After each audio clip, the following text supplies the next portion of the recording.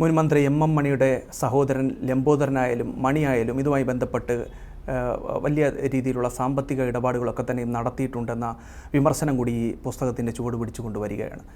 തീർച്ചയായിട്ടും അതിൽ ഒരു വലിയ ചരിത്രം എന്ന് പറയുന്നത് എം മണി സഖാവ് വി എസിൻ്റെ ഒരു വാത്സല്യപുത്രനാണ്. വി എസ് ഒരുപാട് പ്രൊമോഷൻ കൊടുത്ത് ഏറ്റവും സ്നേഹിച്ചിരുന്ന ജില്ലാ സെക്രട്ടറിമാരിൽ ഒരാളാണ് സഖാവ് എം മണി. ആ ദൗത്യത്തിൻ്റെ ഈ സ്ഥലങ്ങൾ സന്ദർശിക്കാൻ പോകുമ്പോൾ ആ സന്ദർശിക്കാൻ പോകുന്ന സ്ഥലങ്ങൾ സന്ദർശിക്കാൻ പോകാനുള്ള ഒരു പ്രധാന കാരണം അതെനിക്ക് മാത്രം അറിയാവുന്നൊരു കാര്യമാണ്. ഉമ്മൻചാണ്ടി ഒരു കത്ത് കൊടുക്കുകയാണ്, പ്രതിപക്ഷ നേതാവെന്ന നിലയ്ക്ക് ഒരു കത്ത് വി എസിന് കൊടുക്കുകയാണ്. മുഖ്യമന്ത്രി ഇത്തരം കയ്യേറ്റങ്ങൾ, അതിനു മുമ്പ് വാർത്തകൾ വന്നിരുന്നു, ആ സമയത്തെ ചാനലുകൾ വളരെ പ്രാധാന്യത്തോടുകൂടി കയ്യേറ്റങ്ങളെ കൊടുത്തു, പക്ഷേ ആരും ഗൗനിച്ചില്ല. പക്ഷേ ഉമ്മൻചാണ്ടി പ്രതിപക്ഷ നിലയ്ക്ക് ആ സ്ഥലങ്ങൾ സന്ദർശിക്കുകയും വി എസിന് വിശദമായൊരു കത്ത് കൊടുക്കുകയും ചെയ്തു. സ്പെസിഫൈ ചെയ്ത് കത്ത് കൊടുത്തു, പോയിൻ്റ് ഔട്ട് ചെയ്ത് കത്ത് കൊടുത്തു. ആ കത്ത് കയ്യിൽ വെച്ചിട്ടാണ് നമ്മൾ വി എസ് മൂന്നാർ സന്ദർശിക്കാൻ വേണ്ടി പോകുന്നത്. അപ്പോൾ തന്നെ അവിടുത്തെ പാർട്ടി നേതാക്കൾ വി എസിനെ നിരുത്സാഹപ്പെടുത്തിയിരുന്നു, ഈ സ്ഥലത്ത് പോകണ്ട, അത് 2-3 കയ്യേറ്റങ്ങൾ കണ്ടിട്ട് ബാക്കി നമ്മൾ ഉദ്യോഗസ്ഥന്മാരോട് പറഞ്ഞാൽ മതി എന്നാണ് അവിടുത്തെ നേതാക്കൾ വി എസിനെ ഉപദേശിച്ചത്.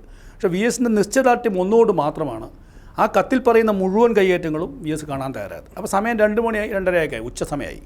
രാവിലെ മുതൽ നമ്മൾ കയ്യേറ്റം കാണാൻ വേണ്ടി പോവുകയാണ്. അപ്പോഴാണ് ഈ എം മണി കാറിലുണ്ട്, വി എസിൻ്റെ കാറിൽ എം മണി ഇരിക്കുന്നുണ്ട്, ഞാനിരിക്കുന്നുണ്ട്. കാരണം എൻ്റെ കയ്യിലാണ് ഈ കടലാസ് മുഴുവൻ ഉള്ളത്. അപ്പോൾ തന്നെ എന്നോട് പറയുന്നുണ്ട്, ഇത് മുഴുവൻ കാണേണ്ട കാര്യമൊന്നുമില്ല വി എസ്, ഇത്രയും പ്രായമുള്ള ആളൊന്നും അവിടെ പോകാൻ പറ്റില്ല എന്നൊക്കെ പറഞ്ഞ് എന്നോടും പറയുന്നുണ്ട്. പക്ഷേ വി എസ് സമ്മതിച്ചില്ല. അതിനിടയ്ക്കാണ് 2:30 അവിടെ നടന്ന പല അനധികൃതമായിട്ടുള്ള കാര്യങ്ങളും വി എസ് അറിയരുത് എന്നുള്ള കാര്യത്തിൽ തീർച്ചയായിട്ടും. അപ്പോൾ ഈ സമയം വൈകിയപ്പോൾ ഉച്ചഭക്ഷണം കഴിക്കേണ്ട സഖാവേ, നമുക്ക് ഭക്ഷണം കഴിക്കാൻ പോകാമെന്ന് പറഞ്ഞപ്പോൾ വി എസ് പറഞ്ഞു, ഇതെല്ലാം കണ്ടു കഴിഞ്ഞ ശേഷം ഭക്ഷണം കഴിച്ചാൽ മതി എന്ന് പറഞ്ഞു. അങ്ങനെയാണ് ലംബോദരൻ്റെ കയ്യേറ്റമാണെന്ന് നമുക്കറിയില്ലായിരുന്നു. ആ കേബിൾ നെറ്റ്വർക്കിൻ്റെ ഏതോ ഈ ടവറുണ്ട്, ടവർ സ്ഥിതി ചെയ്യുന്നൊരു സ്ഥലമാണ്. ഏതോ ഒരു വലിയ ബി എസ് എൻ അല്ല, വേറൊരു സ്വകാര്യ നെറ്റ്വർക്കിൻ്റെ ടവറായിരുന്നു എന്ന് എൻ്റെ ഓർമ്മ. അവിടെ എത്തിയപ്പോൾ വി എസ് പറഞ്ഞു അങ്ങോട്ട് പോകണം, അകത്തേക്ക് പോകണമെന്ന് പറഞ്ഞപ്പോഴാണ് ഇദ്ദേഹം തടഞ്ഞു. അല്ല അതുകൊണ്ട് അത് കുഴപ്പമില്ല. അപ്പോഴാണ് ആരോ വി എസിനടുത്ത് പറയുന്നത് ലംബോദരൻ്റെ കയ്യേറ്റമാണെന്ന്. അപ്പോൾ ലംബോദരനെ വി എസിന് അറിയാം, കാരണം എം മണിയെ വർഷങ്ങളായിട്ട് അറിയുന്നതുകൊണ്ട് ലംബോദരനെ വി എസിന് നന്നായിട്ട് അറിയാം, അനിയനാണെന്നറിയാം. അതൊന്നുമില്ല വി എസ്, അത് വേറെന്തൊക്കെയോ കാര്യങ്ങളാണ് എന്ന് പറഞ്ഞ് നിരുത്സാഹപ്പെടുത്തി. അങ്ങനെ തിരിച്ച് എല്ലാ കയ്യേറ്റങ്ങളും കണ്ടിട്ടാണ് വി എസ് മൂന്നാർ ഗസ്റ്റ് ഹൗസിലേക്ക് വരുന്നതും ഉച്ചക്കലത്തെ ഭക്ഷണം വൈകുന്നേരം കഴിക്കുന്നതും. ആ കയ്യേറ്റങ്ങൾ മുഴുവൻ ഒഴിപ്പിക്കണമെന്ന് വി എസിന് നിശ്ചയദാർഢ്യം ഉണ്ടായിരുന്നു.